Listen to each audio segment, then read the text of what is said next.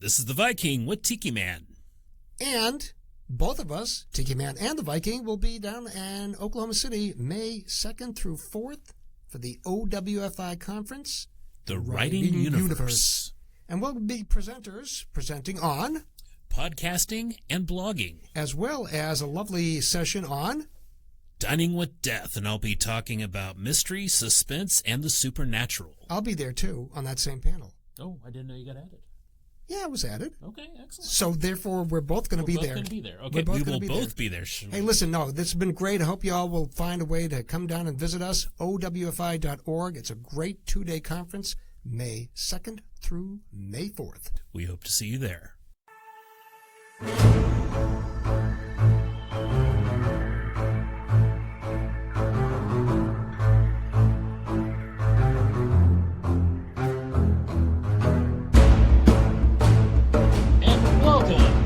And the Viking Podcast. The Tiki Man. I am H.B. Burlow, the author of the historical crime fiction series, the Ark City Confidential Chronicles, and of course, the new series, The Day of Calamity, Volume 1 of the Wichita Chronicles. And across the place over here, the stage, is the Viking. I am the Viking. I am William Bryan Johnson, author of Hell to Pay and The Dark Cry of Aristid, and we have a very special guest today. We have our dear friend, BD Tharp. I want to just stop for a moment to shout out something and give thanks to BD, something she doesn't even know about. I'm probably doing this podcast because of you. I'm co-hosting with Brian because of you. I've been blogging for 14 years. I did check that yesterday. And the reason I started blogging is because I attended a panel at the KWA, Kansas Writers Association meeting.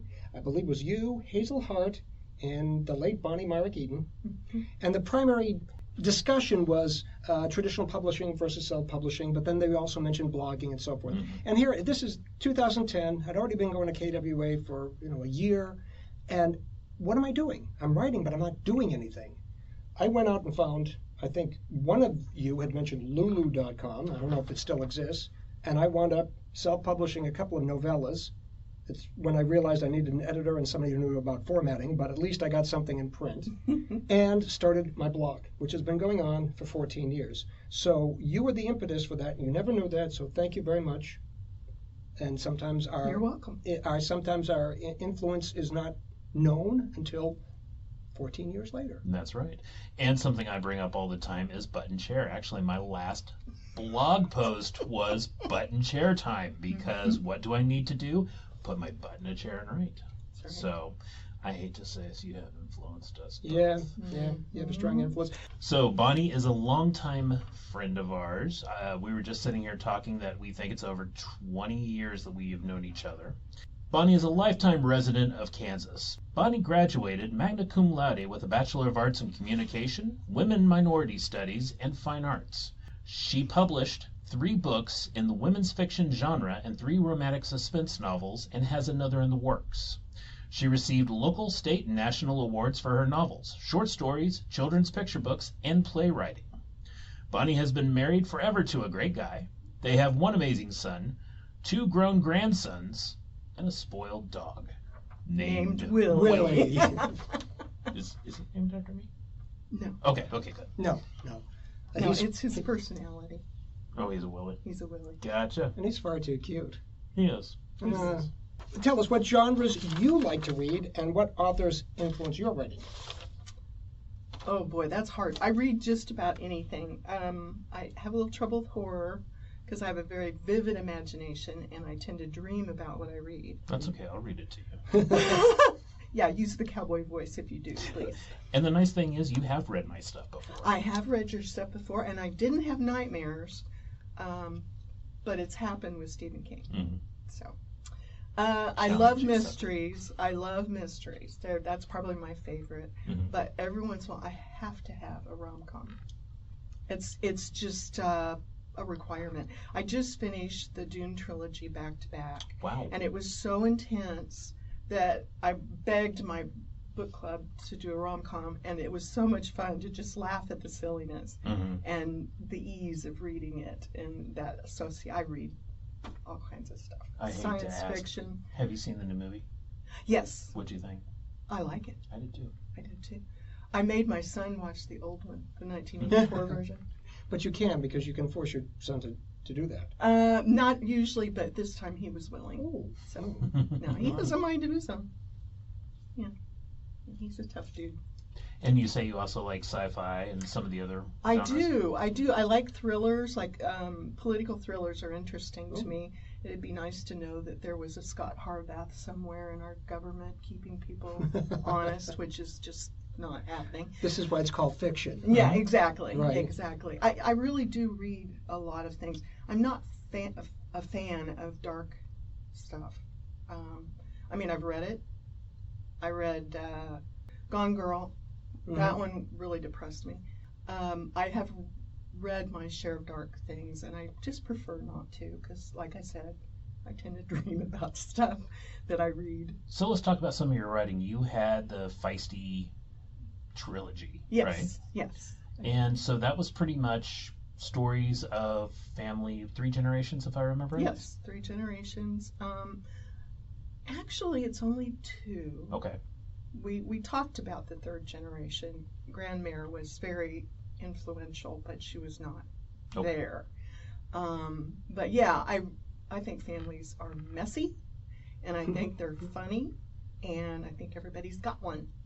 And I just got these ideas and started writing about these quirky ladies and these quirky kids, and I had a good time with it. It was fun, but we also talked about, real live situations that at the time that I started writing Feisty Family Values, senior abuse wasn't talked about much. Oh. And so that's kind of a big thing at the beginning of the book, because one of the characters is being abused. And I wanted it to be in the open. I wanted people to talk about it. I wanted them to be aware, not just the medical professionals, not just the law enforcement. I wanted people to know what's happening to our seniors. And this was 2010. Yeah, quite a while. Now, did real life inspire the Feisty series, or did your reading inspire it? Real. Unfortunately. Yeah. Yeah, unfortunately. Now, when I started writing romantic suspense, some of that was things that happened when I was in college in the 80s. And I thought, oh, this is going to be fun. And it was hard to write. Wow. And so I thought, well, okay, the next series I want to try is a mystery series where I've got a really strong protagonist. And I remember a long conversation in Barnes & Noble's coffee house about something that was happening in your family. Yeah, one of the stories, the first story in the Rachel McGill series, was based on a family member that was being abused by a caregiver. And to hide the evidence of their theft and their drug dealing in the back of the house, because my family member was bedridden, they set fire to the house. The family member lost their parents' things and their things, and then when the house was set fire, everything was lost. So this is a person who was taken in an ambulance to the hospital with the clothes on her back, and I went into the house and searched for her glasses, her shoes. Basic things. Just basic things. Wow. And they were mostly gone because they set the house on fire while she was in the hospital. Wow. What did you do to separate reality from fiction while you're writing? Because I can imagine it being so emotionally overwhelming. It was very emotional, but it was anger. Okay? I was fueled by anger. Wow. Because I had gone to all the authorities, aging organizations. I'd been to the police. I've been to so many organizations to try to stop these people from doing it again to someone else. And the evidence was gone. There was no evidence. There was no paperwork. There was nothing. So I couldn't prove anything. So I decided to have some fun. They got their paybacks in my book. Yes. Yeah. They got their paybacks. Did you find it therapeutic? It was. Now, my family member cried and wished that it had actually happened that way. Yeah. Because I fictionalized it. I mean, it wasn't precisely how it happened. I didn't go into all the gory details. Well, it wasn't a documentary. No. It was a piece of fiction. Exactly. It was we're a piece allowed of to control fiction. that. Exactly. I think that does give writers a sense of, I don't want to say omnipotence, but control, that we can control the elements of a story where we might not be able to control the elements of life. Right. Amen. And it was very frustrating. And the book that you're releasing right now is book? This is book 3 in the Rachel McGill. I just released it, a week ago? 2 weeks? It's been within the last month. It's gotten out, and I've got print copies over at Watermark. They're my favorite bookstore. Watermark's always been very supportive. I remember walking in there when Beth Golay used to work there. She's doing other things right now, but I went in there one time when they were having a book sale, and I said, one of these days, one of these books is going to be one I've written. And she said, then I'm sure you will. And 7 books later, I still have their support. They're a wonderful organization. Good. Yeah, love it. So, the Rachel series is a mystery. She is a PI. She was a cop during COVID and couldn't handle the failings of our systems.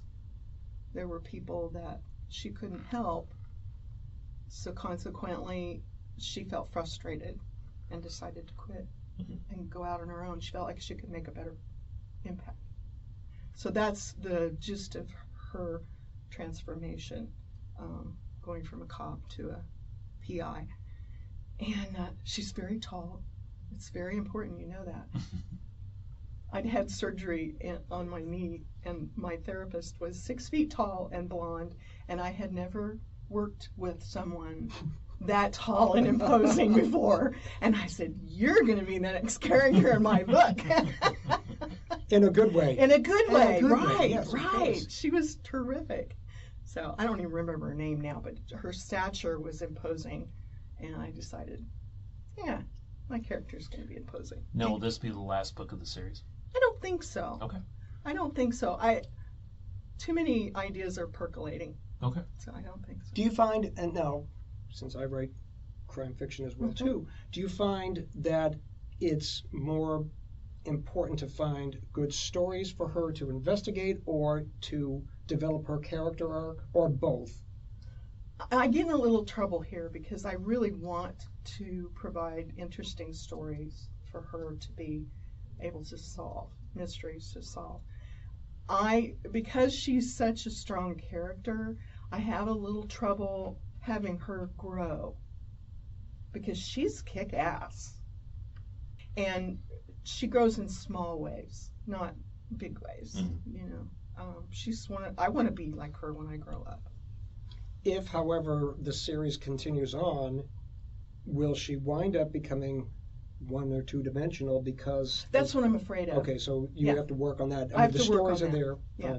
Okay. Yeah, and I hear stories all the time that interest me, and I think, ooh, that would make a nice add to the book, because the book is not just one story. It's usually 2 or 3. Right. There's, she's involved in multiple cases. There's one big case, but there's usually little stuff going on. She's got to pay her bills, so she's got to keep doing other cases too. Right. But there's the one that always takes her really in big the direction. Right. Yeah, and usually she ends up nearly getting killed, and her neighbor's real upset about that. So. Well, of course. Because they visit her house. And so, anyway. Do you have any signings or anything coming up? I will be at the Renaissance Fair. Okay. And that's next week, weekend. I think. Okay. The 20th and 21st. At Sedgwick County Park? Yes. At Sedgwick And County the Park. Authors Pavilion. I will be there. Yeah. Pavilion. I like the way that sounds. Oh, It's a big tent. Yeah, it's a big tent. Although the big tent fell down, and we're going to have a smaller tent this time because it was. Excuse me. It was old. But we're writers. Pavilion sounds a lot better than the big tent. I'm just saying. Yeah, okay? yeah, you're right. It's better than being a circus animal. So yeah, I like it. Yeah, we are to a point. Yeah. Now you also have a standalone book. I have a standalone. It was set in the 80s. set around a young woman who's going to college or wants to go to college, and she has a stalker. And so consequently things get kind of crazy for her because she's not sure who it is, because all of a sudden everybody around her seems to be kind of menacing, including longtime friends. So she's kind of getting paranoid. Well, yeah. Well, yeah. What was the name of this book? It's called Your Every Move. So I wanted to use the Sting song, the Every breath you take. Every breath you take. I wanted to use that song so bad, but it was like, yeah, copyright. Yeah.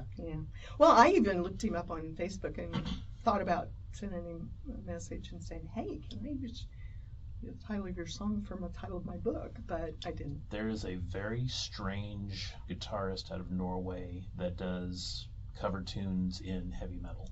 Really? I love his stuff. And he started a band, and they have an outro take. They did Africa, and the outro take is amazing. Really? I want to use that so bad for the intro to my novel. I'll bet. I'll bet.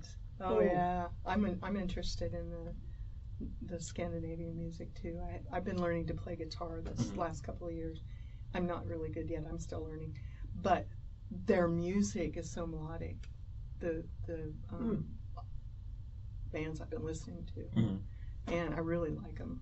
So my old standbys are, Peter, Paul, and Mary, and, Sure. and, my. some of this stuff from the 60s and 70s, but there's some new stuff out there that's kind of the same feel, and a lot of it's coming from up north. Where do you find this? My instructor, he said, Okay. I want you to listen to this, and if I didn't have such a poor memory, I could even tell you what the bands were called. But right this minute, I can't. Hey, you can always send us links. Yeah. I mean, they're wonderful, and I really have enjoyed learning some of their music. Are there genres that you are interested in exploring still? For music or for books? For fiction. For fiction. I've thought about going back to women's fiction, but my publisher says, no, dark is in. And I'm like, yeah, but I don't really. Right. I mean, yeah, I write about abuse. Yeah, I write about murder. Yeah, I write about, fraud and this kind of stuff. But I'm not really good at getting into the really dark part of that. It's just not me. I'm more interested in how people respond to those situations rather than the situation being so vivid and graphic. Real life. It seems that the recurring theme for you is that things are taken from real life, and you're infusing that into your fiction. Like that. Okay, so if you had one piece of advice, or more than one, to share with other writers. Button chair. Other than button Well, chair. yeah, button chair is a big one.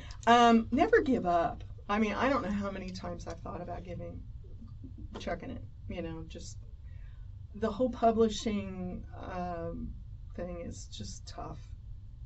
It's demoralizing. It's business, and it's just, I'm not all about the business. I'm all about the story. Right. And so consequently, it's very hard for me sometimes to be analytical and business-like when they tell me they don't like my story. It hurts. Of course. It's like saying my baby's ugly. Come on. Well, yeah, I get it. I have no response. I can't say anything in that regard. I hire my editors. They don't tell me my baby's ugly. Yeah. Well, yeah. And my editor for the Wild Rose Press, I'm working with her on 5th novel right now. Yay.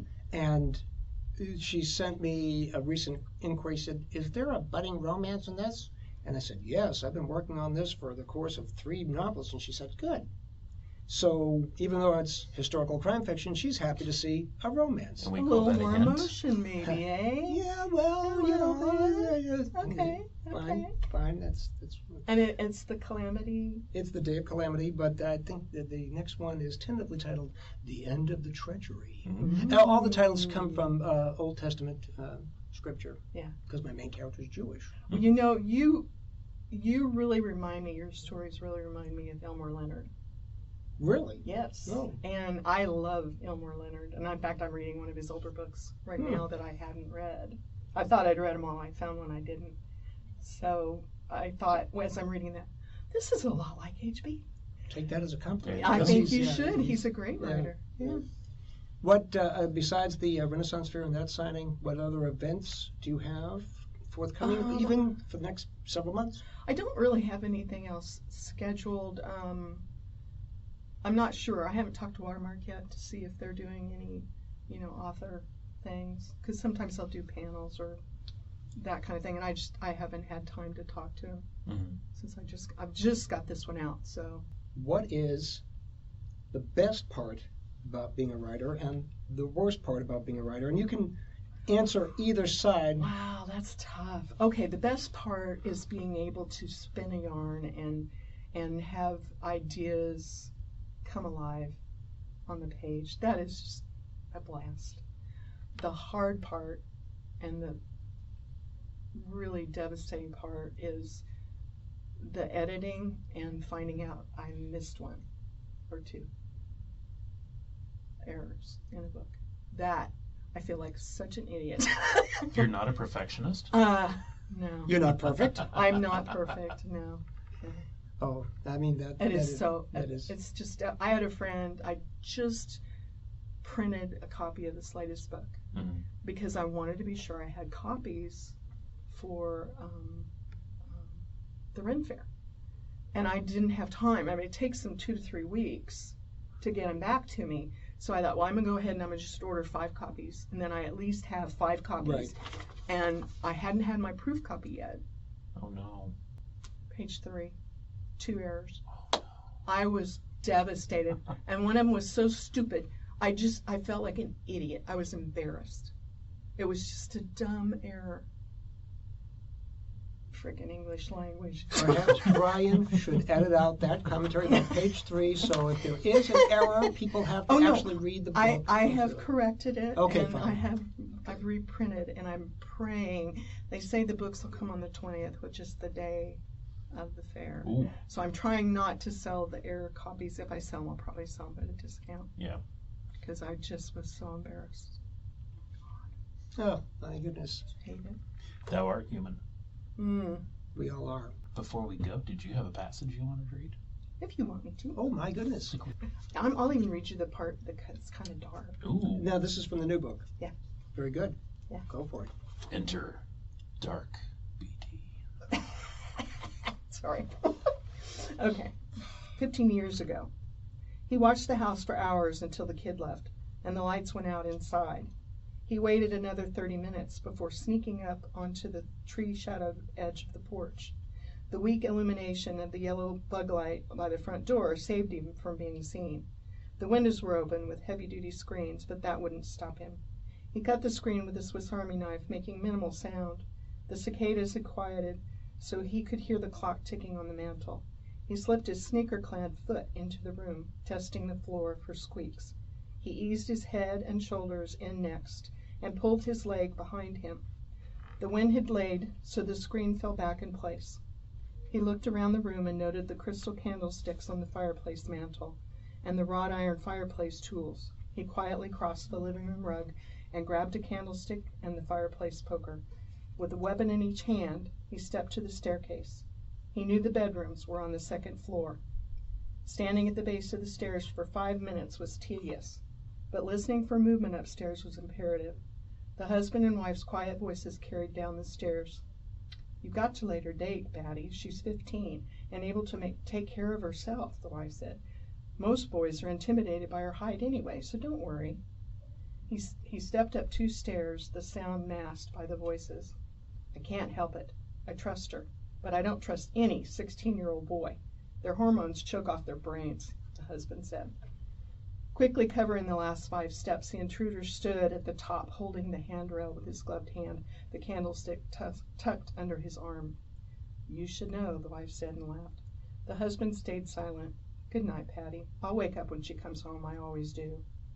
When his foot reached the landing, he stopped again to see if they would finally go to sleep. 5 minutes passed, then 10, and he began to get a cramp in his hand. Shaking the blood back into his fingers, he sneaked over to the partially open bedroom door. He could see the bottom half of the bed and 4 bare legs and feet. The ceiling fan stirred the air coming through the windows. He heard the cicadas and a car drive by. Slipping into the opening, he crossed to the bed and swung the candlestick at the man's head before he could wake.